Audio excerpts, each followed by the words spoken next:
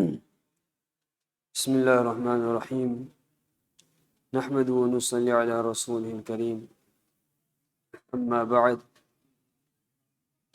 وعن أبي موسى عبد الله بن أبي قيس الأشعري رضي الله عنه قال سئل رسول الله صلى الله عليه وآله وسلم عن الرجل يقاتل شجاعة ويقاتل حمية ويقاتل رياء أي ذلك في سبيل الله فقال رسول الله صلى الله عليه وآله وسلم من قاتل لتكون كلمة الله هي العليا فهو في سبيل الله متفق عليه أو كما قال عليه الصلاة والسلام إن الله وملائكته يصلون على النبي يا أيها الذين آمنوا صلوا عليه وسلموا تسليما اللهم صل على محمد وعلى آل محمد وبارك وسلم اللهم صل على محمد عبدك ورسولك وصل على المؤمنين والمؤمنات والمسلمين والمسلمات. Alhamdulillah, this is the 8th hadith under the chapter of Ikhlas. Imam Nawawi rahmatullahi alayhi has brought this hadith narrated by Hadith Abu Musa al-Ash'ari radiyallahu anhu. So Abu Musa al-Ash'ari radiyallahu anhu says that Rasulullah sallallahu alayhi wa sallam was asked anir rajuli, about a person who yuqatilu hamiyatan wa yuqatilu riya'an, that this person who fights to display any courage, a person who fights to display the pride of family or tribe, or a person who fights to display just for the sake of show. So from these few individuals, these people, أَيُّ ذَلِكَ فِي سَبِيلِ اللَّهِ, who is in fighting in the path of Allah subhanahu wa ta'ala. So فقال رسول الله صلى الله عليه وسلم, Nabi صلى الله عليه وسلم replied that من قاتل لتكون كلمة الله هي العليا فهو في سبيل الله, that person who fights so that the word of Allah subhanahu wa ta'ala remains and is raised, this individual is considered to be fighting for the sake of Allah subhanahu wa ta'ala. So this hadith is narrated by Abu Musa al-Ash'ari radiyallahu anhu. His name is Abdullah. So his name is Abdullah. The title that's been given is Abu Musa. The father's name is Qais. So Abdullah ibn Qais, Abdullah the son of Qais. And he was from Yemen, the tribe of Ash'ari. So because of that he's known as Ash'ari. So he was from Yemen, and the mother's name was Tayyibah. He accepted Islam at the hands of the Prophet ﷺ. Then he returned back to his tribe as well, and he continued the da'wah, and around 500 individuals accepted Islam after him accepting Islam. Abu Musa al-Ash'ari radiyallahu anhu, after when Prophet ﷺ migrated to Madinatul Munawwara with around 53 individuals, they decided that we want to migrate to Madinatul Munawwara. So they set up on a boat.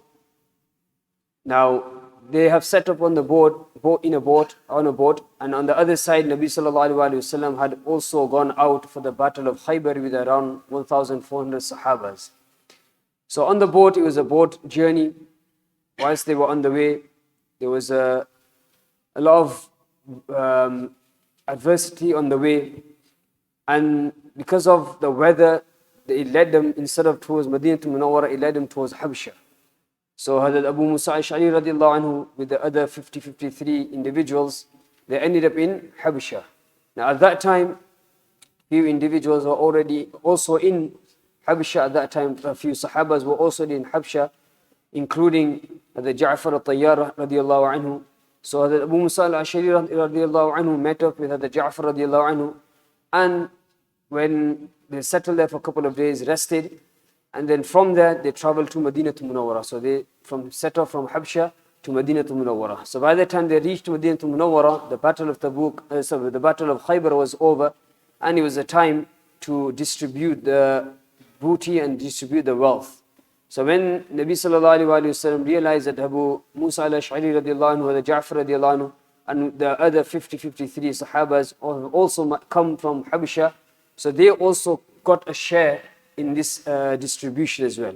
And Nabi sallallahu alaihi wasallam, he praised Abu Musa al-Ash'ari radiallahu anhu and the other Sahaba, the Ja'far radiallahu anhu, and the praise was because of, is as though that they migrated twice. They migrated to Habsha, and from Habsha they've come to Madinah to Munawwara.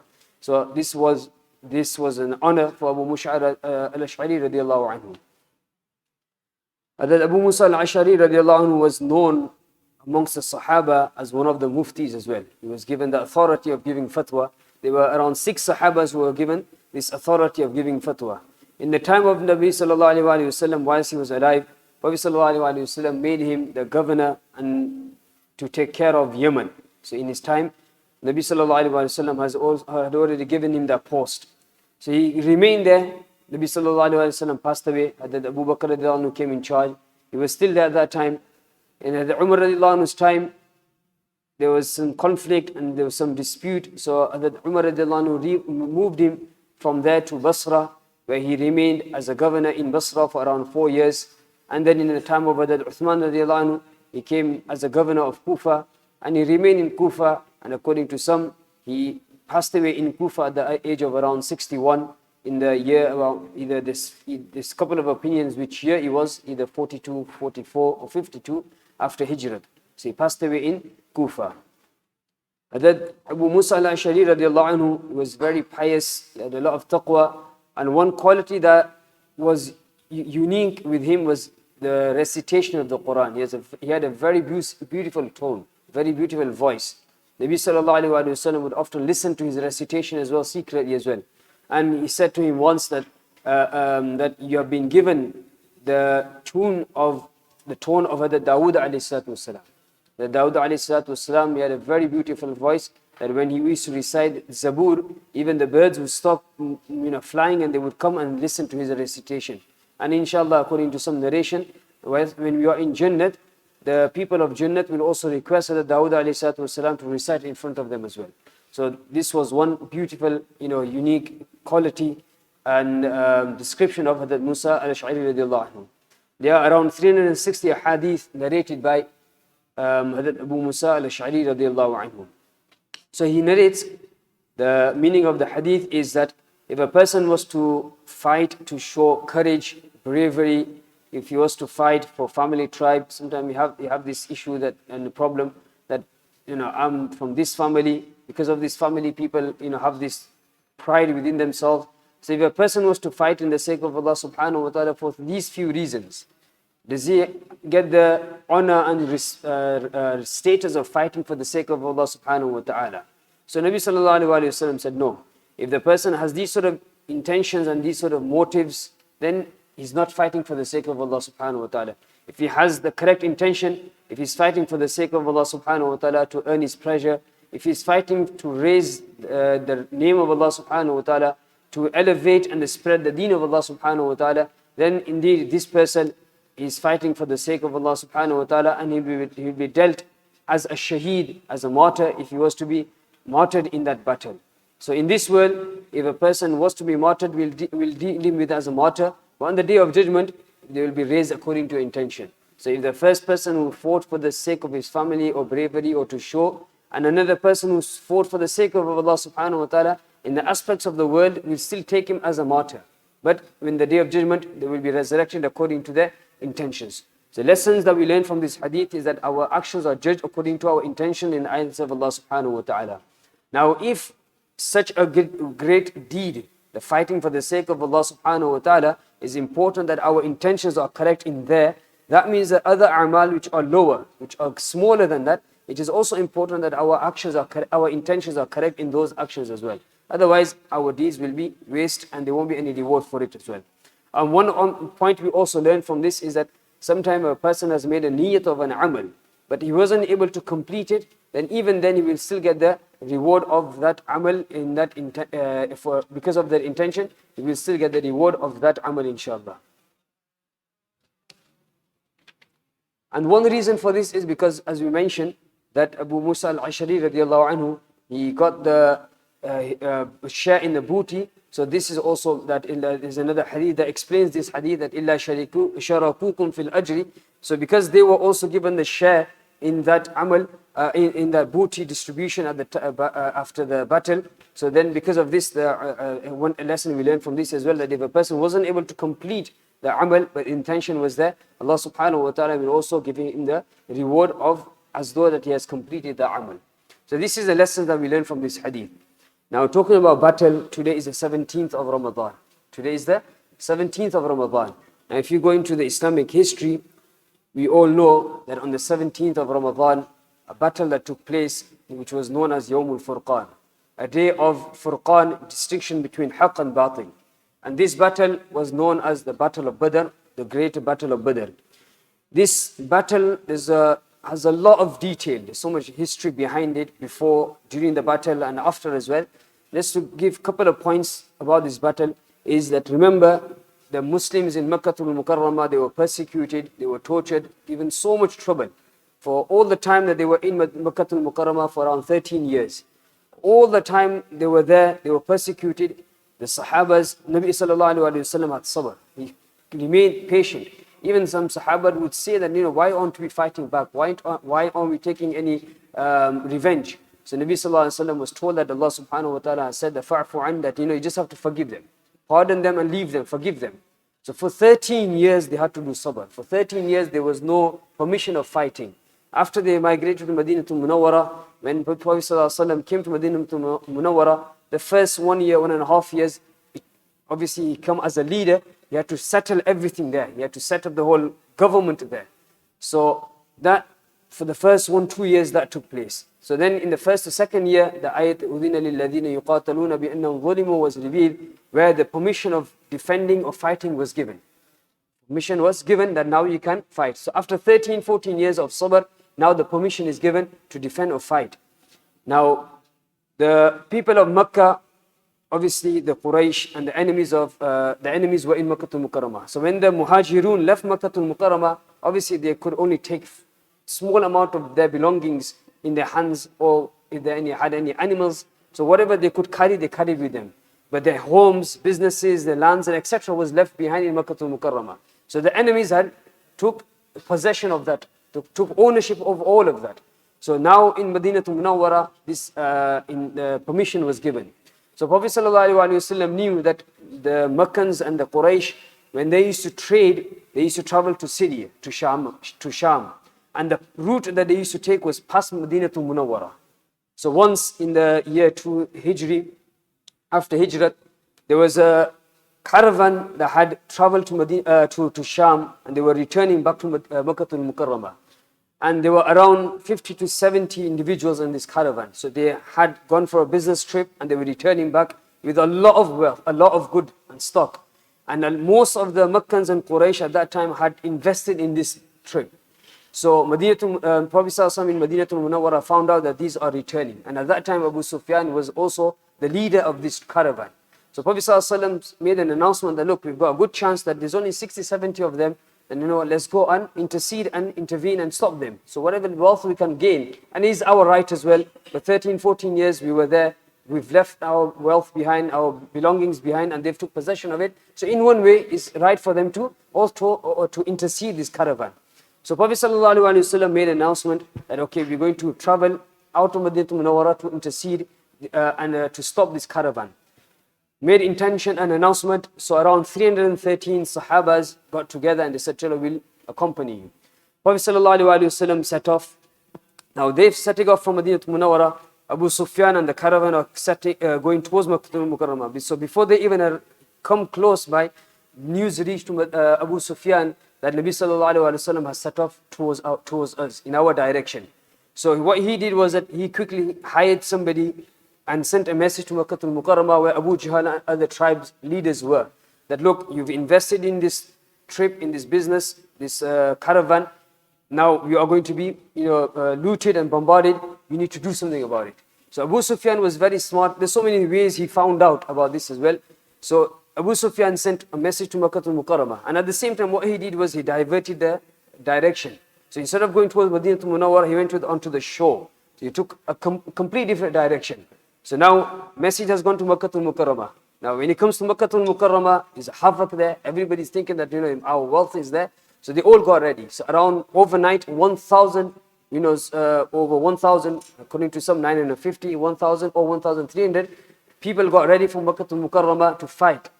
So fully equipped. Now they're setting up with Abu Jahl and other leaders as well. Abu Sufyan changed the direction.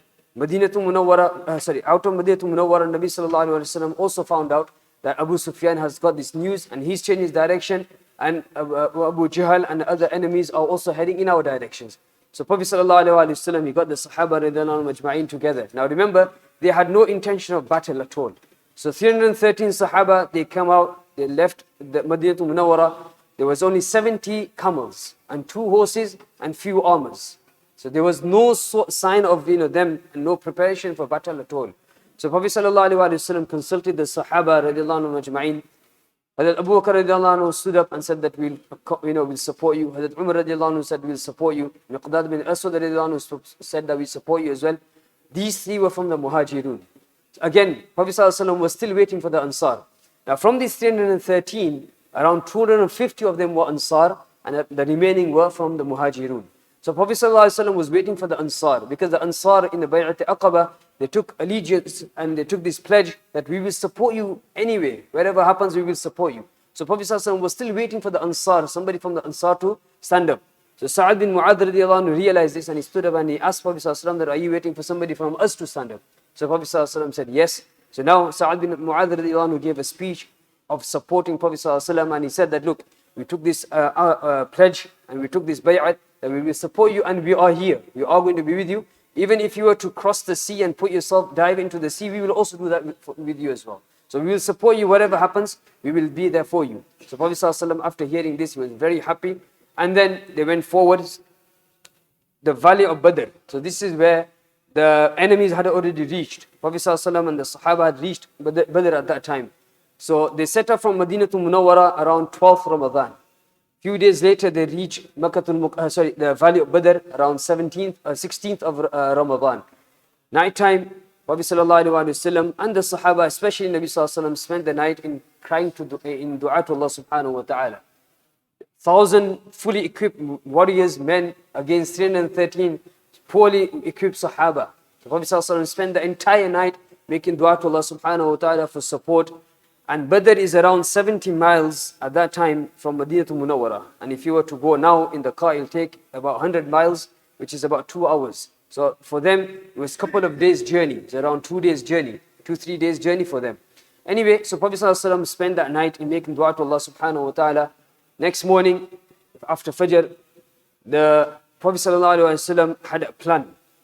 He had a structure of how the Sahabas will be standing. So those who were the great, strong warriors, he put them at the front, and he made one group on the right, one group on the left, a group in the middle, and a group at the back.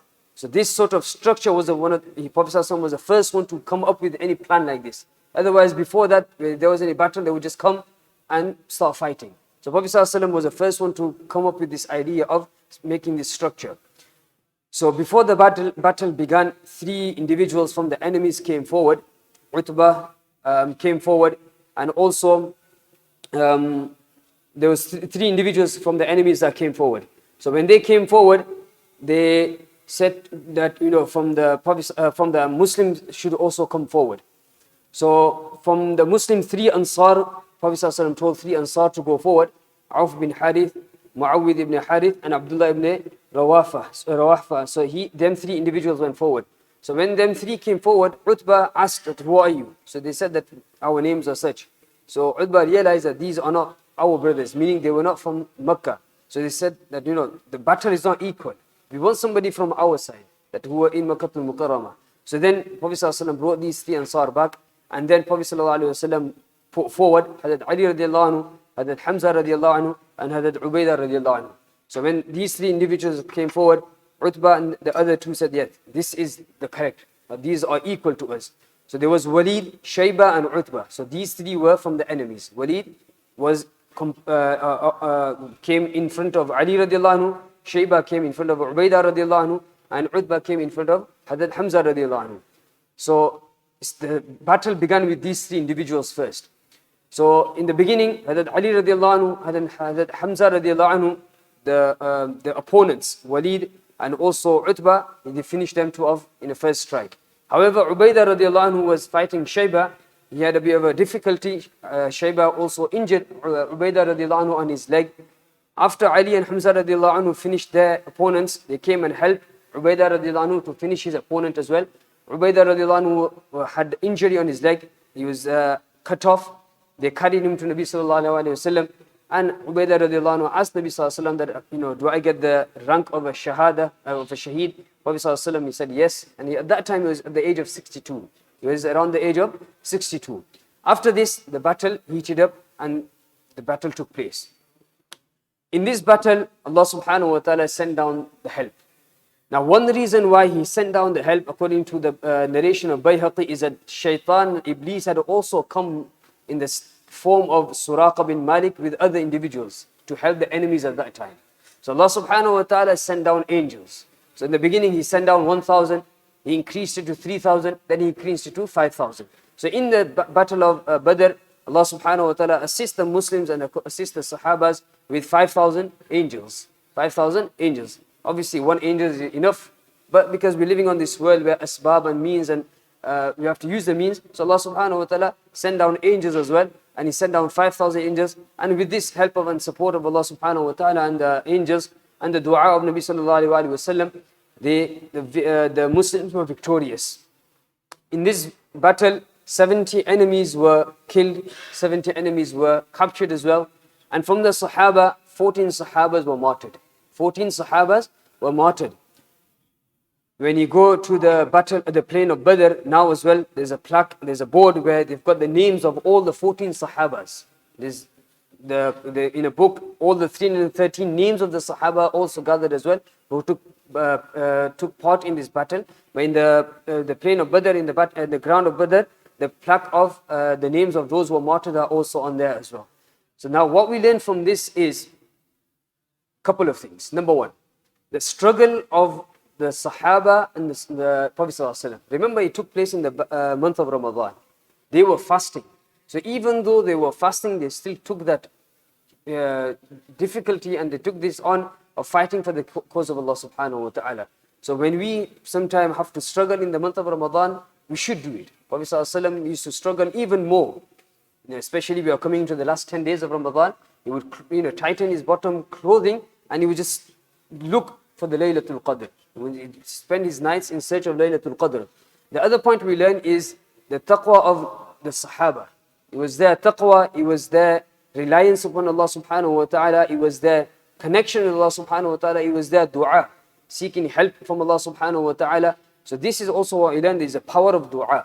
So power of dua, power of tawakkul, power of taqwa. If you have these few qualities in our lives, then even now, one of the Sahibi, in one of his bayan, is mentioned that some mashayikh mentioned that these 5,000 malaika that were there to help the battle of Badr, Allah subhanahu wa ta'ala has also kept them now as well, that if the Muslim need help now as well, if they have the atmosphere and the qualities of people of Badr, Allah subhanahu wa ta'ala can also send those 5,000 now as well on the earth to assist the Muslim as well.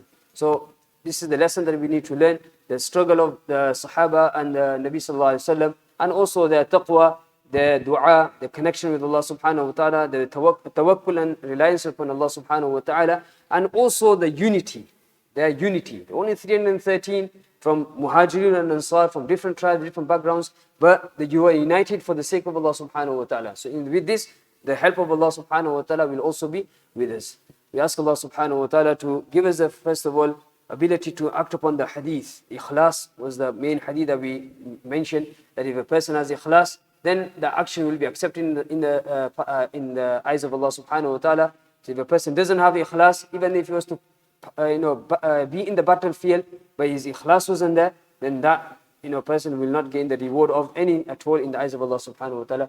We ask Allah subhanahu wa ta'ala to give us ikhlas. We ask Allah subhanahu wa ta'ala to grant us the taqwa that we require, and also the taqwa from the month of Ramadan. And we ask Allah subhanahu wa ta'ala to give us the ability to make the most of the remaining days of the month of Ramadan. Allahumma ameen. Subhanallah bihamdi. سبحانك اللهم وبحمدك نشهد أن لا إله إلا أنت نستغفرك ونتوب إليك سبحان ربك رب العزة عما يصفون وسلام على المرسلين والحمد لله رب العالمين برحمتك يا أرحم الراحمين. One thing that we should also do is we should do some isal sawab for the people of Battle of Badr. It was that battle that, as he said, the Yawm al-Furqan, that distinguished between haqq and batil, between Muslim and disbelievers. So we should try to do isal sawab as much as possible. If a person is able to, for example, give 313 pounds £1 on behalf of every Sahabi that took place. If a person has the capacity to do that, he should do that. Or at least read something, read a part of the Quran, Surah Al-Ikhlas, whatever a person has the capacity and ability of, we should recite something, spend something, and send it as a sawab to them. And Allah subhanahu wa ta'ala accept us. Jazakallah.